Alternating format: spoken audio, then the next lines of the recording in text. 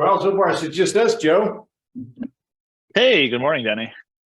Yeah, you may want to change your name. I don't know why it defaults to Sherry. Who is Sherry? Do you know who that is? I was just about to I ask. think maybe it's her VA. I have to figure out why that happens. Yeah, It only happens to some people. it must be some sort of setting, or I don't know. I've never seen that though. How's it going? Good. We normally have people on by now, and I don't know. So, Well, maybe- for whatever it's worth, my group trainings for PCX attendance has been atrocious lately. we had almost 40 on today, and Nice. which I'm tempted to build up. And normally we had anywhere from 25 and 35 on this. We'll just see. Yep. Did you send anything out to your peeps? I did. Well, I didn't because I didn't really have a lot of time. I wish I had a little bit more notice. Well, can you just email? I sent you the link. Just send them an email.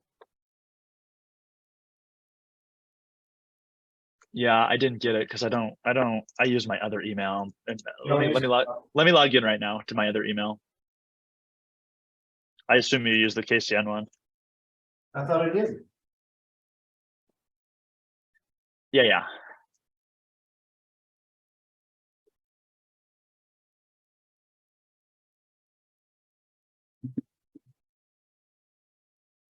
Okay, we'll see what we get. Yeah, this is really weird. Embarrassing, actually. Like I said, don't, because I've experienced the same thing recently. All right, well, I've got one more than you had. You're still doing this on a weekly basis, yeah? Every week, yeah, and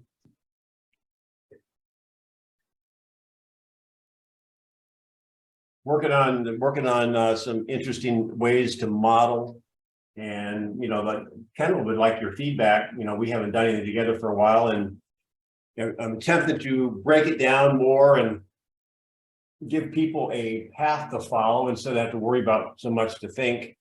Hey, Kate, I don't know if you're connected yet. Welcome.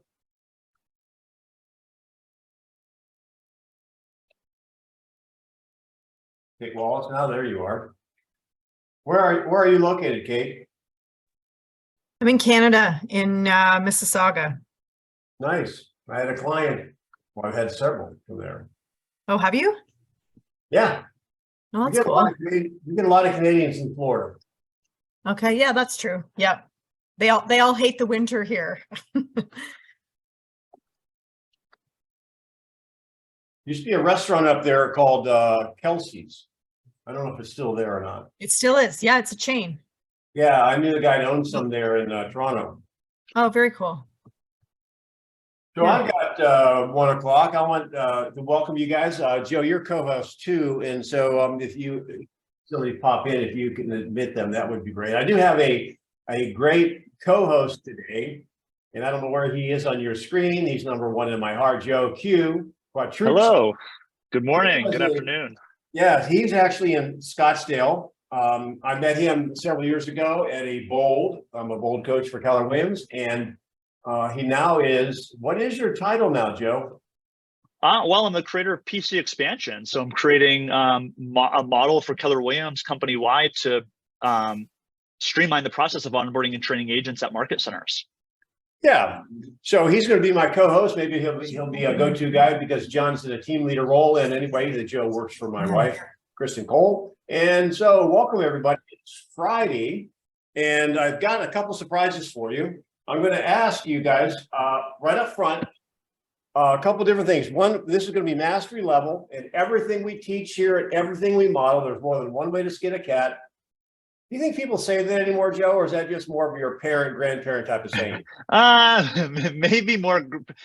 We all understand the analogy still. All right. So anyway, we use question-based. All right, listening enhanced conversations. And if you haven't already, please go to my YouTube channel. My next goal is 800. It's Denny Grimes, Mastery of Real Estate. I have over 200 videos already stacked up there that you can watch at your leisure, and you can perfect your conversations. If you are into like little funny pictures, they're called QR codes, you can take a snap of that if you want. And I can always, as we get closer to the end, I'll put it back up there. There's also one more role play opportunity for you.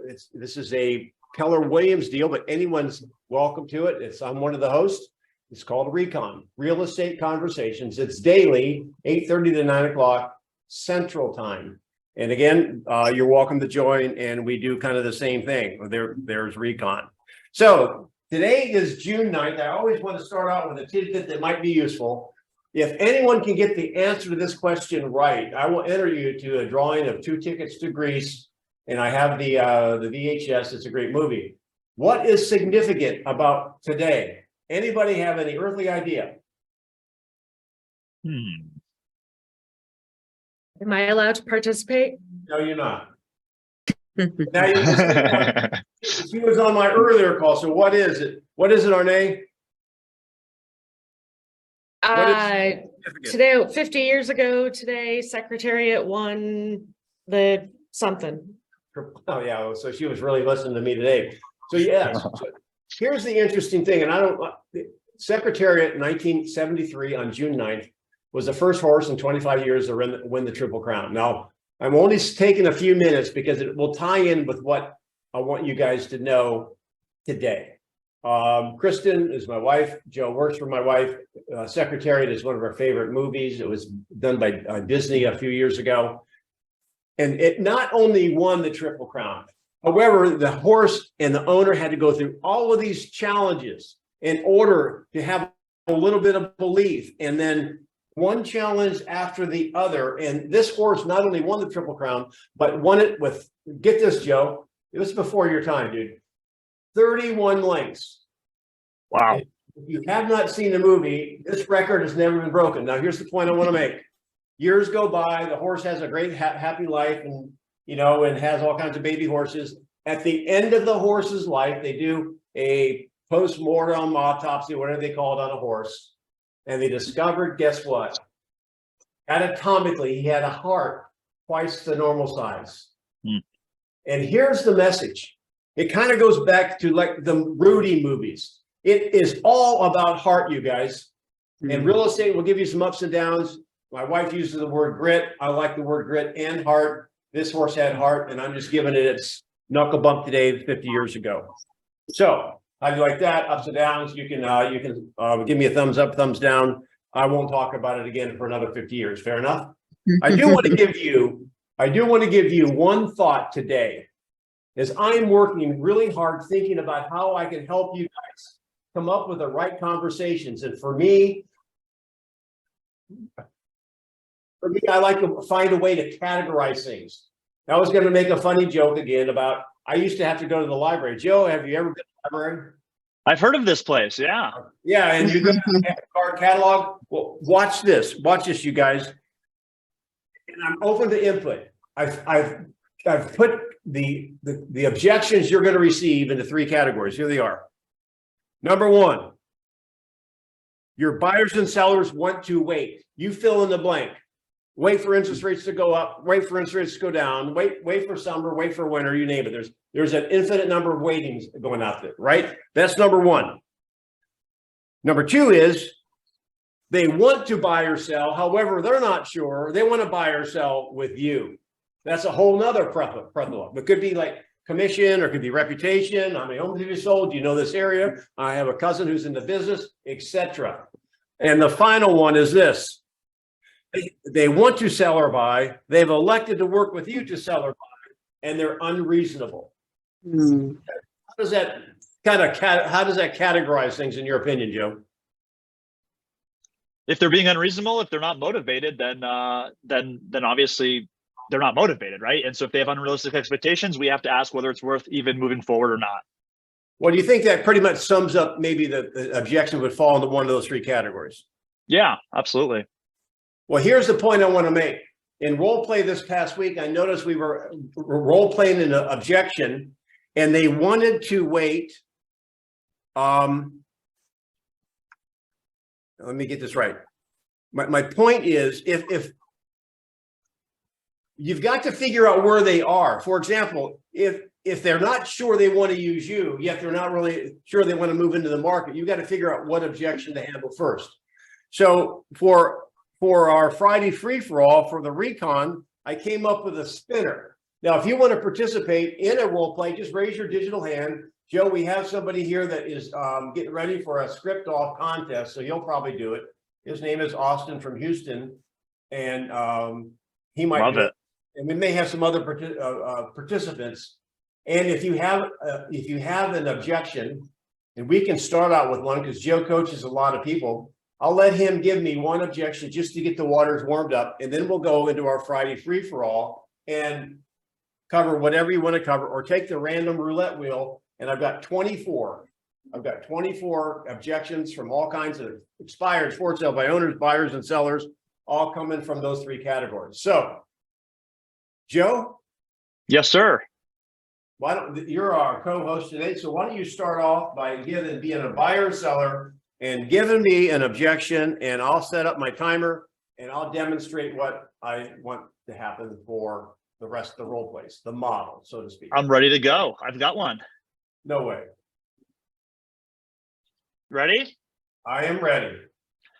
Yeah, Denny, I'd love to list my house. I'd love to do it with you. However, I just don't know where I would be able to buy a new home. There's not a lot of inventory. Prices seem to be through the roof. I'm worried I'm not going to be able to find a place to buy.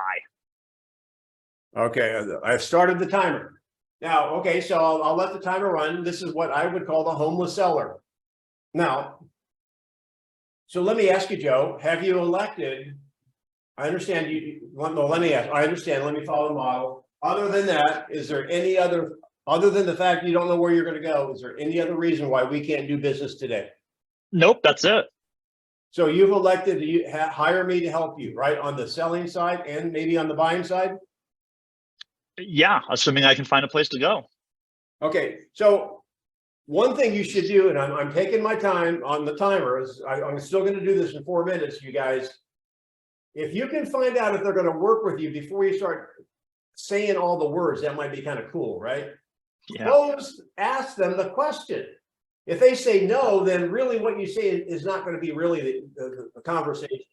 However, Joe's going to work with me. Awesome. Step 2, when you have somebody with this objection, I want to give you the steps. Step 2 is Joe a buyer or a seller? There's only one way to find out. Joe, do you have to sell in order to buy?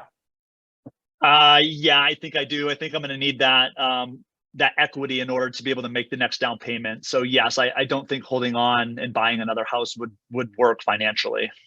Okay, so now is Joe a seller or a buyer? Joe is a seller and a wanter. All right, so Joe, and people that have been on my calls realize I use a baseball diamond. I know I'm giving you a lot of different metaphors. You can spend some more time there and clarify. However, you got second base is going to be your motivation. So why do you want to leave this house, which is pretty nice, and move somewhere else? Well, we find out our family is growing. We feel like we need more space. We have lots of kids. We have more on the way. I'd love to have a place to, when family comes to visit, to be able to keep them. So we just need more room. We need more space. We've outgrown this home. Got it. And again, because of our shortness of time, normally you would spend a little bit more time there asking some deeper questions. What will that mean? And when would you like that to happen, Joe? Well, ideally this year. Again, I'm just not seeing a ton of inventory in the market. That's the holdup. But I mean, in the next 3 or 4 months would be great. So if the perfect house came up, what's your plan? Don't have a plan. I don't know. I don't know how to answer that. Well, you said you cannot buy until you sell. Right. So if the house comes up that you guys want, it just fits all your needs for all your 15 kids, what are you going to do? I don't know. I guess I guess I don't really have a plan. I guess I've been waiting to hope to see more inventory on the market so that it would be easier for me to find a place that fit my needs. Okay, so if let's say there was more inventory and then you found a house that meets your needs, how are you going to buy it if you have to sell first? Well, then I'd be ready. Then I'd have to sell. Then I'd be ready to go. All right, so then we get your home on the market. What if that house isn't available when your house sells? That's what I'm worried about. That's exactly the problem. You see what I'm doing, you guys, and write this down. Don't solve a problem that they don't know they have. I'm future pacing Joe to say, okay, I understand. So what if the house came up? What would you do? I'm making him go through those gyrations and making him understand. Notice I'm not telling him, I want him to come to his own conclusion. You're not going to be able. So you want to wait for the inventory to grow. Yeah, all right. Now the inventory's grown. Now what? Now I've stopped the timer just a minute because I want you to think a little bit, because third base is pain. Pain is another way to say pain is we've got to help them see what they're not seeing. So I'm just going to ask this question. Who can answer it? If a seller wants to wait till there's more inventory on the market to sell, where's the pain? It does. Now, obviously, it's only going to appeal to somebody who has that level of experience or who's interested. Was that to me? I think that was a mistake, Denny. Okay. But I see a couple of hands raised. Yeah, well, I think they want to, you can participate. You just speak up if you just answer the question. So, Jenny, I think yours was up first. Why don't you come off mute and give your answer, and then we'll come over to Leonardo. So Denny, let me ask you this. So you think when the inventory goes up, you think your house is worth more money? Ah, nice. Okay, so, all right. Now there's the pain. If a seller wants to wait, now this Joe wants to buy, and he thinks if there's more inventory out there to help him buy, right? So okay, so now you want to sell. If the inventory goes up, what does that do for you as a seller? Jenny's got she wins the teddy bear. If there's more inventory, does that put upward or downward pressure on price? So we're gonna get the seller to the point like he's in a pickle. I know I'm being generational. I don't know what you say right now. He's in a latte. I don't know what you guys say. He's got a problem. We got to make sure he understands. So let me take the last 44 seconds and land the plane. How would you like to have your cake and eat it too, Joe? That sounds great. Well, what if we could find how often do you see homes coming up that would meet your needs? From time to time, I suppose, every couple of months, something looks interesting. So if you had, let's say, a couple of months, maybe 90 days, if you had a buyer that would buy your home and give you your number and let you stay there for 60 days, 90 days until you found a home, so you could then wait for the right home, you could become a cash buyer, negotiate the best price, and make one move. Would that work for you? That would be ideal. That would be great. It would be better than great. It's called hand in glove. What's the first step, though? What's our first step? Well, we've got to get the house listed in order for that whole process to work. So are you ready to go find that buyer? There you go. Send me the contract. Oh, I have it right with me. Press hard, 4 copies. Okay. So I have a comment very quick. Yeah, Leonardo. Okay, so Joe, you want to sell it, but you don't want to sell it until you find the right property, correct? Correct. Joe, are you aware that there is a contingency for the seller as well? In other words, if we put the house on the market, we find a qualified buyer, and you can accept that offer, but you're going to give the buyer, a contingency on the seller finding a property and closing on the escrow. So you're not committed. I mean, you're committed, but you're not going to sell it and lose the house until you find a replacement. Did you know that? I didn't even know that was an option. All right. So Leonardo, do you use that? I have last year when the market was crazy, I was representing a buyer and the seller gave me that and everything worked out fine. I just closed a transaction where I had the seller and the seller, Leonardo, I'll put the house on the market. I'll take advantage of the low inventory. But if I don't buy this house, I will not sell it. We put on the house on the market without even with pictures. We got an over asking offer. We got the house, everything was fine. But yes, there is that form, that you can give if you're just representing the seller. You can get, as soon as you get the offer, you give that's like, hey, I will take your offer, nobody else, but I need to find a house. Yeah, I got it. I got it. All right. Here's my point. Now, I don't see everyone's hand, but between me and Joe, we can see everybody's hands. If you are the listing agent, now that is a tool. However, I want to talk you through that. How many of you, if you were the listing agent, would allow your seller to take a contingent, if you've got a good listing, probably going to sell in 10 days, 14 days, how many of you guys would take it off the market for a contingency? Thumbs up or thumbs down? Yeah, seeing lots of thumbs down. Hey, Molly. Right. And the other thing is this, is that if in order for a buyer to buy a house with a contingency, they're not going to be able to go after the new inventory, are they, Joe? Right. They're going to have to go after the older inventory, which is probably overpriced. So yes, that is a tool. I think a better tool, a more practical, that gives the seller or the buyer more, the seller who is a buyer, more options, is to what I call look for the golden buyer. You know, or they're the golden seller. They'll find somebody to stay in the house for a period of time so they can find a house to buy. I don't know if you're seeing a lot of that. We had a lot of that back in the last 18, 24 months. So that is a very common objection. What's next, Joe? Next objection. Yeah, does anybody have one, or does anyone like to role play? I can bring them back to the roulette wheel, and we'll take hot luck. Who wants to go? Well, and I would encourage, we've got lots of people on the call, over 24 people on the call. So if anybody's had a recent objection in real life that they weren't able to overcome or are anticipating one, and it looks like Jenny has her hand raised, that would be the best use of this time. Jenny, what's the objection that you'd like to cover? So it's actually today that I did my usual expireds, and it was a good conversation, but I kind of stumbled, and maybe I went for the appointment too early, but she kind of said, well, we're in Colorado. And I said, well, yeah, hey, let me, invite me over one day. Let me look at the property, and, we see what we can do. And she's like, well, yeah, you can call up my agent probably, because she will have an access to the house. And that's why, I didn't know what to do. I'm like, oh yeah, sure. But I don't want to call your agent. So she wanted you to call her. It was an expired list, and she wanted you to Yes. call the previous agent. Well, I went for an appointment to where she's like, yeah, you can I'm like, I need to see the house. I would like to meet with you.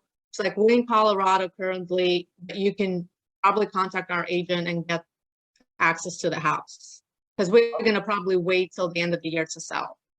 And I said, well, I used your line to where hey, if you get the number that I see here, if we get close to that, are you ready to list it? Are you wanting to sell now? She's like, yes. So that's why I said, hey, how about we meet up and, talk about this a little bit more? And that's what she's like, yeah, you can probably call my agent. And that's why I'm like, shh, what do I say now? All right, so let me take a stab at that. Okay, just really fast. Okay, this is a one-off one. Okay, so then Jenny, so you call your agent. I don't think you have an agent now. Who do you want me to have? Who do you want me to call?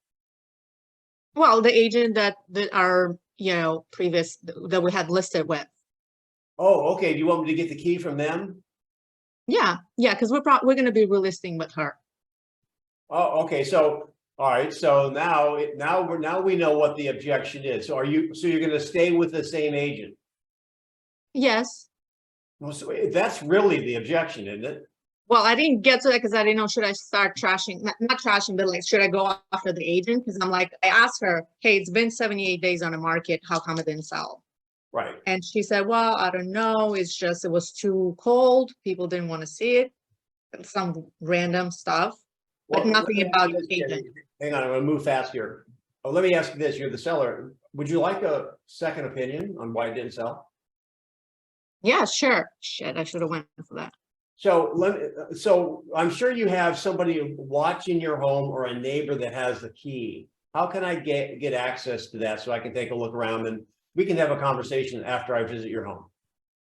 Yeah, sounds like a plan. So again, Yeah. that's where I would go with it. Now, when you have a conversation, I mean, you got to have some sort of a cookie for them. And the cookie is, how would you like a second opinion? And and then find another way into the house without talking to the agent. Is that helpful? Or Yes, definitely. Joe, what do you think? What's your opinion on that? Well, I like how you said give the seller a cookie, right? So they already have this other agent coming from value and offering them an alternative is obviously a great way to go. And it seems like as soon as you said that, Jenny was like, "Oh yeah, I should have went that direction." So good light bulb moment there. Yeah, yeah. All right, Is we it kosher? Sorry, question. Is it kosher though if they have it like an agreement signed with another agent to even do that? so it came up expired. Okay. So if you, But if she you're- was, Go ahead. If it's expired and it comes up on the hot sheet, that's from your MLS, it's probably pretty safe to assume that the listing is no longer valid. Okay. Now, from an ethics standpoint, not to go down that road, however, if The property at 1490. somebody is talking, who is that, Joe? Can you find them? It's Kate's background when she's off mute. It sounds like she's in an area. She muted herself. Okay, so Kate, if you already know they're already on the market, and I call you, hey Kate, listen, my home's on the market, I got a knucklehead as an agent, and will you come and talk to me? It's listed. Can you go talk to them? Ethically. You can come off mute and talk if you want. Yeah, sorry. It's just my colleague in the background. So you can talk to them. That's correct. Code of Okay. ethics states if they call you, you don't Yep. listen, you can go talk. Okay. Okay. Thank you. Betcha. Austin from Houston, now what? Where'd you go? There you are. I'm right here. Okay, so I have a house I want you to show me. It's gonna go real quick. Can you show me right now? But I don't have a pre-qualification. All right. So any takers on that? He's attempting to be ornery. This is free for all Friday. Joe, I'll give you dibs if you want to handle it. Any takers? Arnie. Arnie, I see your hand up. Arnie, Sure. All right, Arne. Go. All right, Austin. So if you want to go see this house and you said you don't have a pre-qualification? no, I don't need, I just want to see the house first. Okay, and have you spoken with a lender? If I like the house, I'll just go to my bank and get pre-qualified at my bank. Okay, so if we get to the house and you love it and you want to put an offer in on it and it's a hot house and you think it's going to go quick, what if we can't get the pre-qualification quick enough? How long does it take to get a pre-qualification? Assuming everything is exactly where it needs to be, you could have it within a couple of hours. Or no, you could have it within 15 minutes.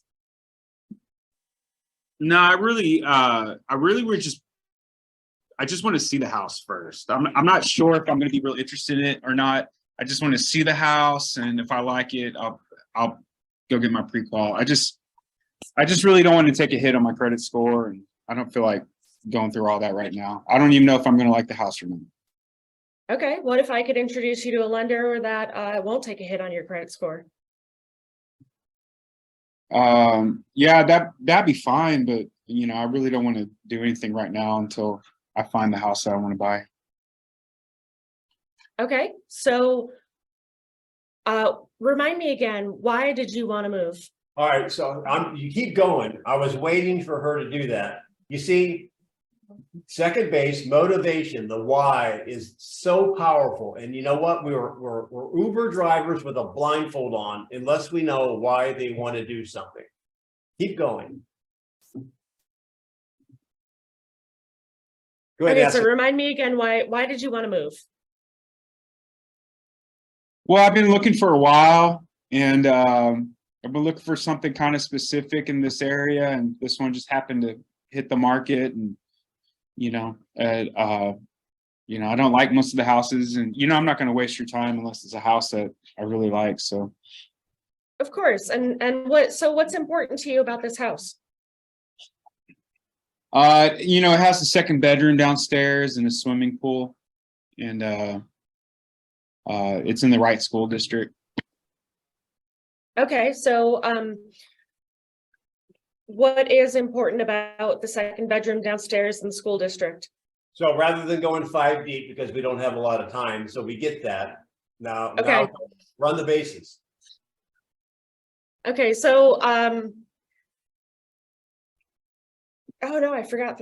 Okay, so if we get to this house and it fits all your needs and you cannot make an offer on it, how much longer do you want to put off getting that home with the second bedroom downstairs and getting your kids into the right school district? I don't understand. Why would I not be able to put an offer on it?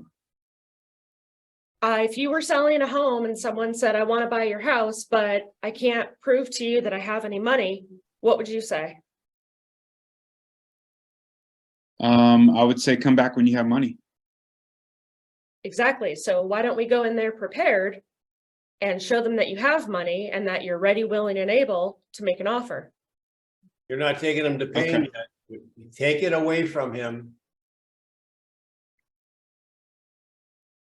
Well, okay, sorry, what did No, you let say? me give you a tip here. Sorry. Okay. So now number one. So let me ask you a question, because how many people have a question mark? Is like, is this guy for real? I mean, does he really have a motivation to want to buy? This kind of question. I mean, so you're being ornery. That's okay. So let me ask you, Austin, on a scale of 1 to 10, 1 is kind of you're just early in the search, and 10 is you really want to own a home now. Where do you find yourself on that scale? I'm probably a 6 if it's the right house that has exactly what we're looking for. We're ready to jump on it. If not, we're ready to wait. Okay, and what would have to happen for that 6 to turn into a 9 or 10? The house would just have to check off all the boxes. Okay, now it sounds like you've been looking a while, because you said you're very specific in your needs and you haven't seen anything out there, right? Yeah, we look every day on the MLS. How many homes have you looked at? Hundreds. I mean, physically walking through? Oh, maybe 10 or 20 in the last 9 months. Are you working with any agent in specifically? Yeah, I'm working with Arnie, sorry. Well, that's probably your problem right there. You're working with Arnie, so no. Uh-oh. So let me ask you, have you seen any houses that you guys liked, yet when you went to buy it, you lost them? Not really. I mean, there was one that we were going to put an offer on, but I was kind of glad I didn't buy it. It wasn't that good anyways. Now, make sure you stay realistic, okay? Don't be moonwalking on me, Austin, okay? So This is we have several buyers like this okay. Well, that there's 2 things I want to say here. I'll finish this inside of 60 seconds, Joe. However, while I'm on the subject, you always want to have on speed dial the agent that you like least. So when you run into people like this, you can refer them. So Austin, do you mind if let me ask this question right. Can I do something that might, I don't want to see you get your heart broken. Can I give you some advice? yeah, absolutely. In fact, I'll tell a story. Listen, I started collecting bourbon. It's hard to find allocated bourbon. And so I'm looking for a specific bottle of Pappy's. I don't know if you know. Anyway, it's very hard to find. The thing that would scare me is that I walk into a store and they just got a shipment. They only have 1 bottle of Pappy's, and I left my wallet at home, and that thing is going to be gone. I don't want that to happen to you with this home. So you have been looking and working hard to find the right home. Would it not be worth 30 minutes of your time to talk to my lender, and they could give you a letter of pre-qualification? And in case this house happens to be your bottle of Pappy's, it won't get away from you. Would it be worth 30 minutes? Yeah, if it's the right house. If you think that I might lose it. Well, if you finally find the right house, I promise you, That means it's rare. You've got very specific criteria. That means other people want it too. And if you were the seller, would you be taking your offer like, hang on, I know I got money, trust me, or somebody who's prepared and has a solid offer? Anyway, Austin, that's Yeah. probably what I do. Any feedback, Joe? Come on. I love the analogy you gave with the bottle of pap because it made it super tangible and understandable. And it's a real life example. So I thought that was really cool. That's because you're an old-fashioned drinker. That's right.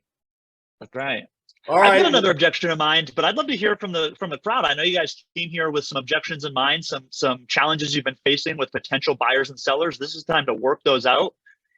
Denny's obviously got a script for any scenario. So what would be the one script that you could leave here with today that would cause you to go take another listing this week?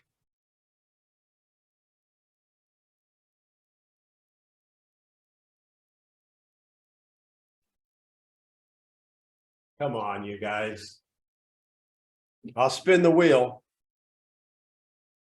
I've got a potential buyer that is just dragging his heels on everything.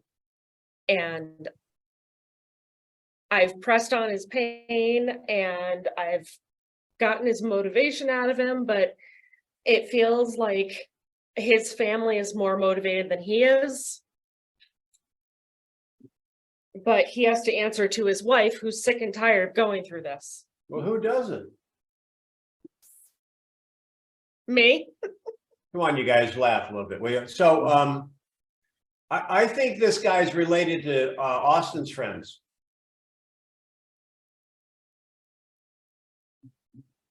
So what's his motivation? Probably. So are They're you- living with their in-laws right now, and it's convenient, but it's getting stressful. They want their own space. They don't want to own the home for more than 2 or 3 years, and they're afraid that the market's going to crash and they're going to lose all their money that they put into the home because they're buying cash. How many people now are even, if you had a little bit of a, maybe you weren't having a great day, you just listened to those 3 objections all rolled into one, your day is a little worse. I mean, oh my gosh. You know what the biggest challenge is, and I think we talked about that either last week or on Recon. It sounds very familiar, or unless you're attracting a lot of buyers like that. What does the motivation sound like? You say they're motivated, they're living with their in-laws, they're only gonna be there 2 years, they're afraid the market's gonna crash, and oh, by the way, what else? So the biggest challenge I see with that, Joe, when agents are hanging on too tight, is they don't have enough prospects in their funnel. Meaning that you're not willing to fire a client or not be so on top of that client because you don't have a pipeline. So you want it for them more than they want it for themselves. And that breaks the rule. Your buyers need to want to buy more than you want them to buy. And can anyone, here's this, what is the 4-letter word in real estate, you guys? Joe, you know it. What's the question? What's a 4-letter word in real estate? What is the 4-letter word in real estate? The 4-letter word. I'm Yes. sure I'm gonna. No, it's not. You got to think. They're not dirty thoughts. It's next. N-E-X-T. Oh, gotcha. And sometimes, raise your hand if you've ever had to fire a client. And you know what? Sometimes it's on us. We're not asking the right question. Notice when I went to Austin, the 1 to 10 is a great way to reset. And if you're going down and you're not hitting pay dirt, just say, whoa, can we just have a quick conversation? Because I think I'm missing something. I want to make sure I'm doing a good job. You take the responsibility. I know you want to say, you guys are knuckleheads. No, you say, look, I don't think I'm really doing the job I should be doing. Let's have a conversation. It seems like we're looking and nothing's making sense. Let me ask, on a scale of 1 to 10, Joe, 1 meaning you just started, 10 means you found the house today. Where are you on that scale? Call it a 7. Now, here's the important thing. His number does not matter. What matters is what you ask next. Well, Right. What would it take to get you from that 7 to a 9 or a 10? I used to just say 10. However, that's kind of saying a perfect house. I say 9 or a 10. I mean, Austin came out with a 6. I don't know what a 6 means. somebody who's been looking for a long time and looked at 100 homes, been in 10 of them, and there are 6, I'm thinking something's wrong. So, all right, we're doing the wheel. All right. Hold on, Denny. Before you do, it looks like Leonardo has an objection. Who does? Leonardo has his hand raised. Leonardo. Actually, it's not an objection. So the reason that our clients work with us is because, number one, they trust our guidance, right? They trust us. Number two, we are competent, right? So trust and competence. So, and I have those buyers all the time. Leonardo, you know, the market will go down. I should wait. You know, interest rate is going down. I should wait. So at the minute that they see that you believe in that house, in the market, or whatever, they will follow your guidance.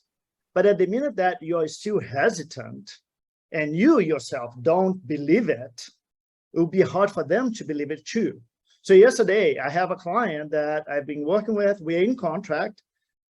We have few days to close. And they said, Leonardo, do you believe in this house?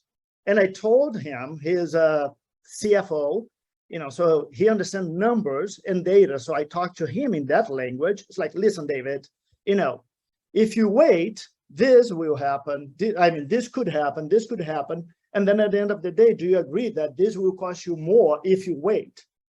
Yes, I do agree. So when you come down with confidence, you trust, you know, in the market and with facts, it'll be hard for them not to follow your advice. That's good advice. Absolutely good advice. And again, it has to do with you have the right motivation. And some people just aren't motivated. And I learned a long time ago, you can't make a non-buyer buy. And we've got a guest from one of my favorite states that I haven't visited. It's still on my bucket list, and her name is Molly. I met her at family reunion. Molly, I don't know if you've ever participated, maybe one time on a role play. Would you like an objection? Can I be the buyer? You may be the buyer, yeah. So you want to take the easy road, and then I'm going to go. Who else would like to? I've got some people here that have demonstrated. Joe, you can participate. Kate, Jenny, got Kevin. Who wants to be the agent for a buyer objection? And I'll give you one right off my deck here. I'll even let you know what the objection is. Looks like, let's see. Can I pick the objection? You may. Man, you're getting bossy. When I What's the participate, I might as well go all in, right? There you go. What's your objection?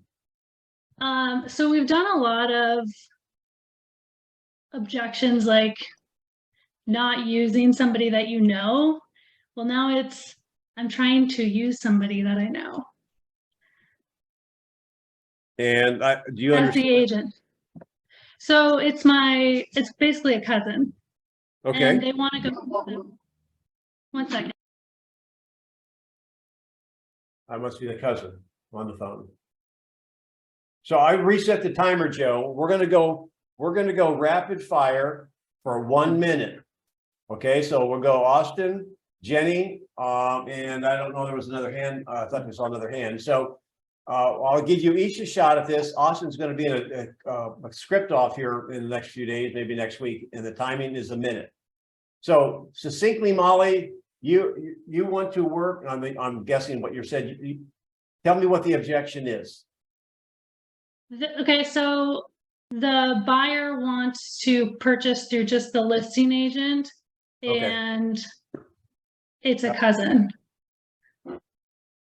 What's the cousin have to do with the listing agent?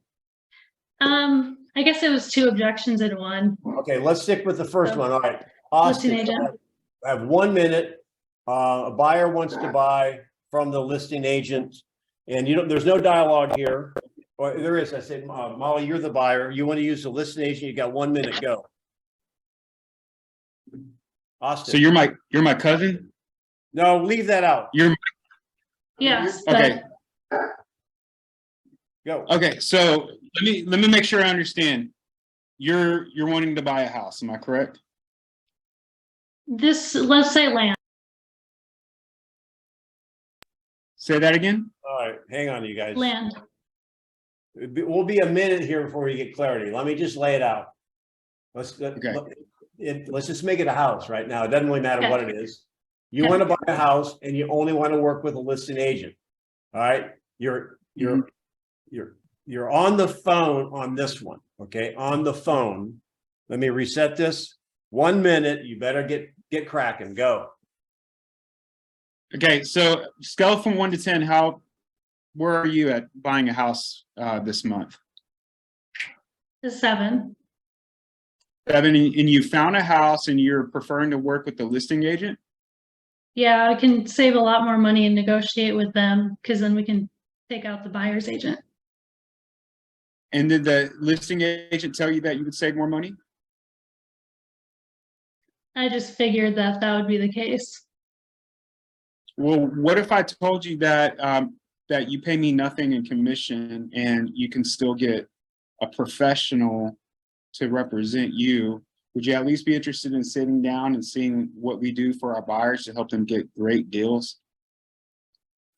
Wouldn't the seller negotiate more without the buyer's agent? All right. Would the seller negotiate? Hang on a minute. I'm going to give you another minute because 1 minute is not realistic. If your contest is a minute, I don't know how you're going to do it. You have 1 more minute. Keep going. Yeah, it's 4. Yeah, it's 4 minutes. It's 4. Okay. Yeah. All right, keep going.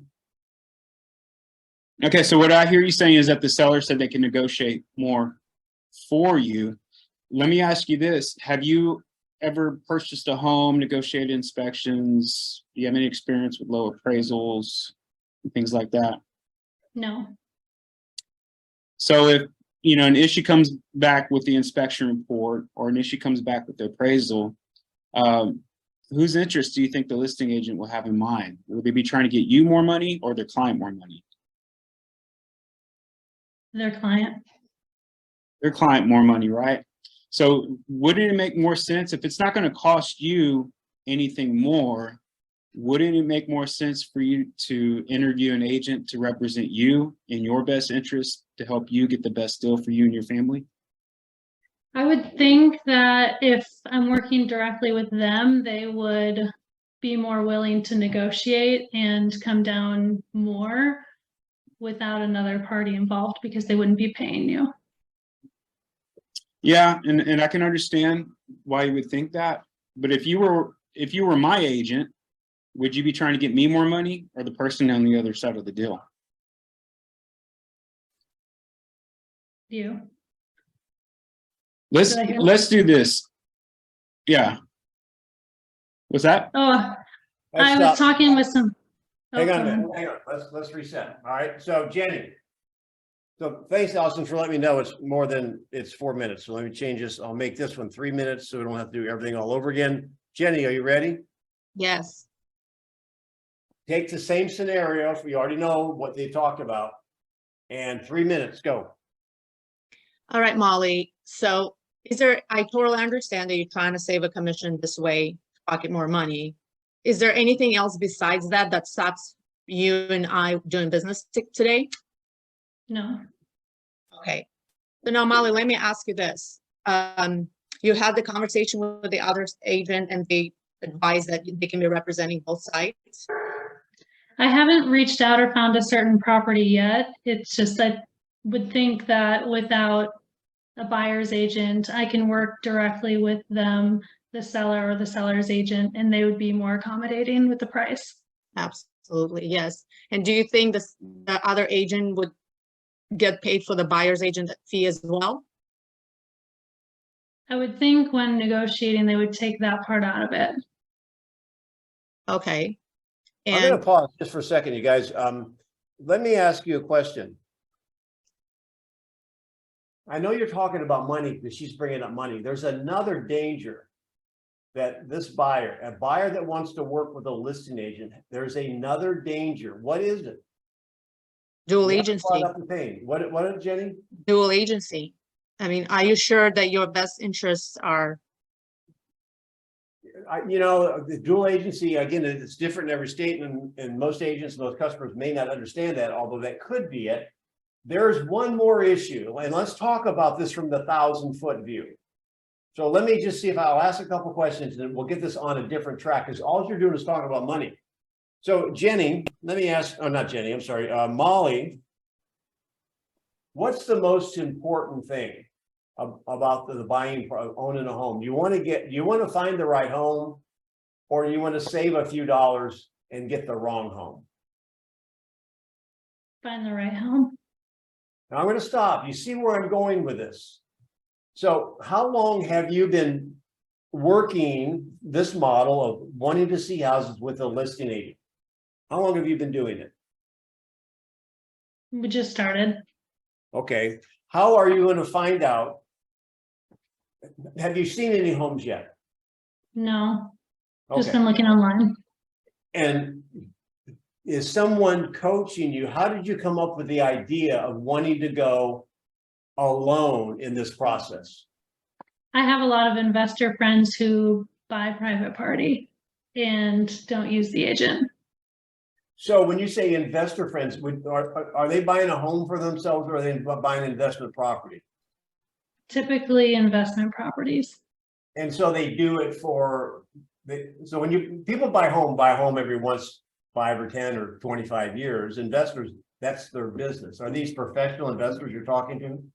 Yeah.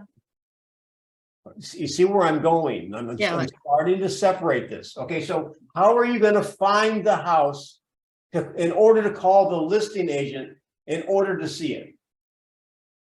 Just what I see online. Okay, How so positive are that you're seeing all the houses that are on the market with a Well- different listing agent? so if you had, let's say 3 houses come up you want to see, are you going to make appointments with 3 different agents to see 3 houses? Yes. And what's the probability that those 3 agents are all going to coordinate their schedule that fits your schedule? Why wouldn't they? Because they have other, I mean, you can't get 2 people to agree on anything. And now you've got like all these people and moving parts. There's too many moving parts. By the way, let me ask you this. By the time you see it advertised, how long do you think that listing agent has known about that listing coming? Probably a while. How long? I'm not sure. Couple months, maybe. Month. Maybe a month, maybe a week or whatever. And so imagine the listing agent knows that they've got this house coming. What do you think that listing agent is going to do as soon as they know they're getting a listing? Call the people they know. Yes. And then what's the second thing they're going to do? Advertising. Schedule with them. Well, they'll let the other agents in their office know. So I want you to understand, by the time you've seen it, it's been rejected by all the buyers that agent's working with. It's been rejected by all the buyers that office is working with. And good for you. All these other people have rejected it. Now you have a home to go look at. Here's the thing you don't know. How many homes were sold before it got to your eyeballs? And you know what? Which homes got sold? The best homes. So my question is, do you want one of the best homes, or do you want to try to save a few bucks on something you're going to live in for the next 10 or 20 years? See, that's where I wanted you guys to think about. Because by the time it hits MLS, it's already gone through a bunch of sets of eyeballs, hasn't it? And how many homes have we sold before it even hits the market? So do you want to date the only guys that nobody else wants to date? Would you say that, Joe? No, No, you blow my mind with the metaphors you're able to create off the top of your head. It's incredible. Well, if I had a couple little sips of Pappy, my metaphors would get much better. Sure, they'd get even more inappropriate. So let's do another one. We've got time for one more and some ahas, and we can get out of here on a Friday. So any hands up, Joe? I'd like you to handle an objection. Well, I actually had, there's one that's been kind of hanging around the back of my mind. I was hoping somebody would bring it up. Something the Kristen Cole Network's talking a lot about right now is listing commission, Denny. And we're actually going the opposite direction. We're encouraging our agents to actually negotiate higher commission, 7% commission versus 6 or 5% commission. I'd love to hear your thoughts around how to handle the objection around sellers wanting to pay less commission to an agent, especially in this market where they might say something like, well, all you have to do is list it and it's going to sell. So why wouldn't I give you less commission?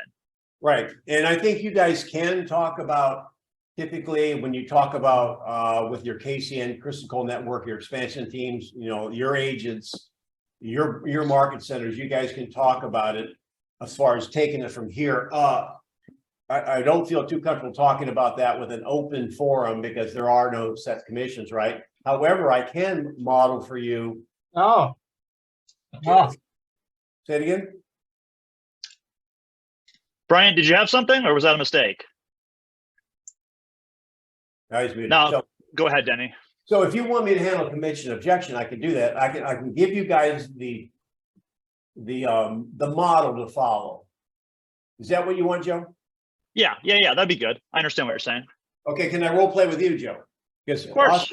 Austin from Texas is mean today. So, all right, we are at the table, and your objection is what?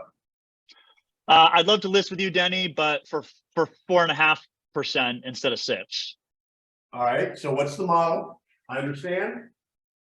Other than that, if we can work through that, are you ready to move forward with me today? Yeah, I'd love to list it. I'd love to list it with you. You seem great. I just don't want to pay top dollar. Okay. Now, the seller could say no. If you guys, I'm tempted to teach you guys, don't answer objections unless you get the commitment. Are you going to work with me if I satisfy that?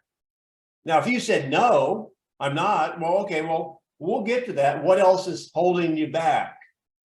Well, I'd like to interview another agent perhaps and see what they do. That might be different from what you do.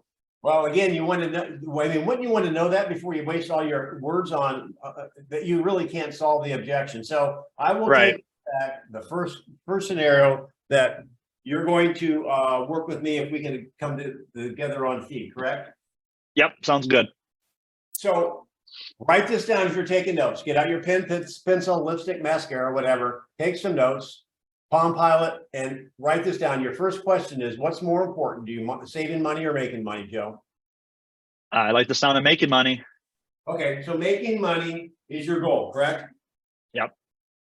Could that be defined as making sure you have more money at the end of the transaction that you put in your pocket, correct? Yes, whatever my net is at the end, that's what my bottom line is my primary concern. Now, this is mastery level, so I'm gonna use a really fine sandpaper. Notice he used the word net. That's okay. I did not use the word net because that's jargon. Net is something you put a fish in. So you got to be really careful about small stuff. Okay, so let me ask you then, Joe. The people that came over, you said you had somebody that offered you what? What was that number?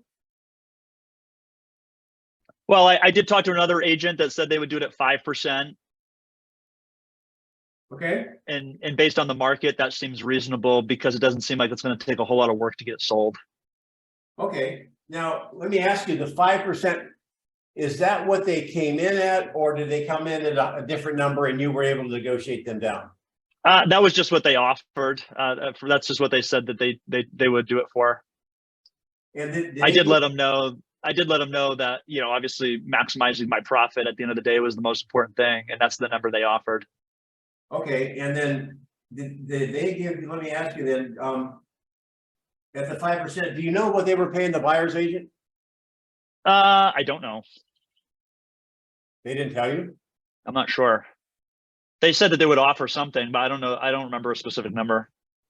Well, if you were an agent, you know, agents get paid by commission, right? Right. And you were out there with your buyer showing homes, and there was somebody basically that was paying you, the agent, 2% if they sell the home, and this one over here, 3% if they sell the home. Which one might you work a little harder on? Well, the one that's going to make more money, of course. Right. So one of the things I may wonder is at 5%, they're probably not offering 3% to the agent like I am, because that means they would be making only 2. So at any point, your home will be at a disadvantage to some of the competitors. Do you think that's as important in this market though, where there's not a lot of inventory? Well, do you think more buyers or less buyers will be in your favor? If we're offering more commission, I would assume more buyers. Well, I mean, if you, more buyers may increase the interest in may drive up. Now, you're talking about 1%, and we're talking about, you know, it's $500,000. We're talking about $5,000, right? So if you had the help of more agents with more buyers, can you see how that 1% may be made up easily by the market momentum? Yeah, I could see that if we got some offers over asking price, for sure. Let me ask you this. You mentioned that we don't have to work very hard because, you know, sell pretty quick anyway, right? Yeah, that's just my perception. Okay, well, there's agents out there that won't work hard for less. Why aren't you talking to them? I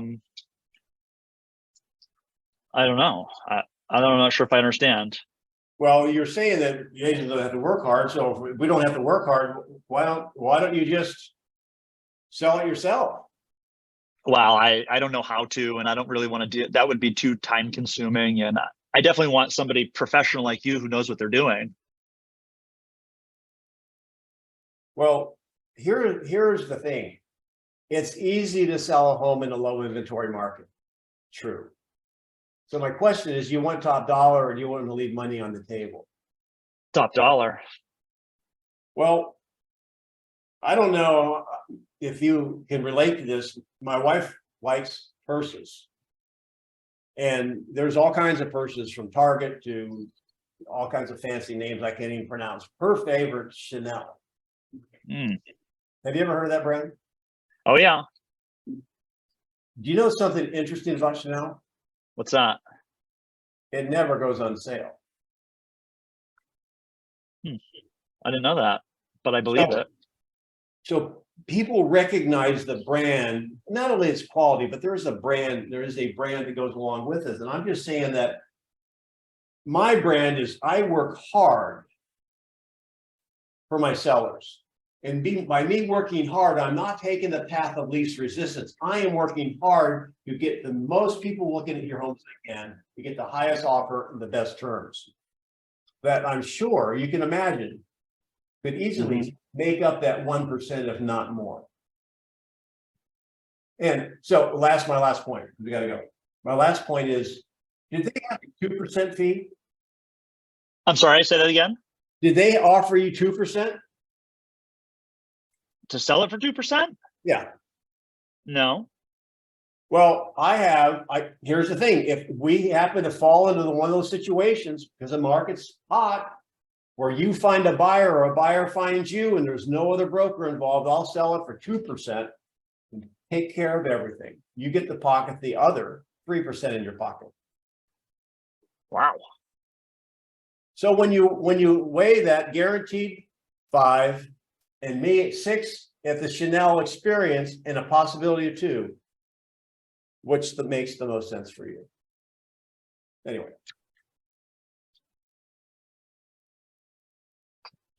I like it. You guys have any questions? Ahas, give us some ahas. We live for ahas. These are like Tootsie Rolls, okay? Throw us a Tootsie Roll.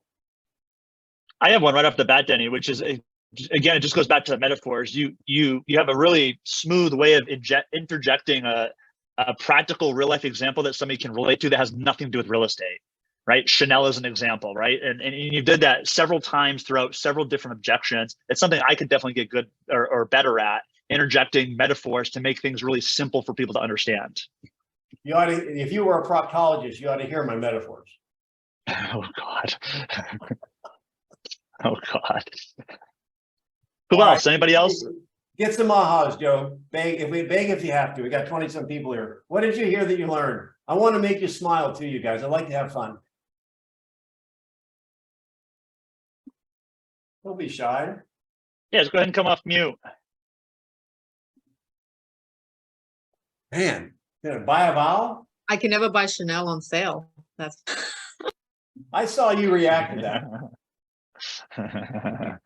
Well, thank you so much for you guys being on.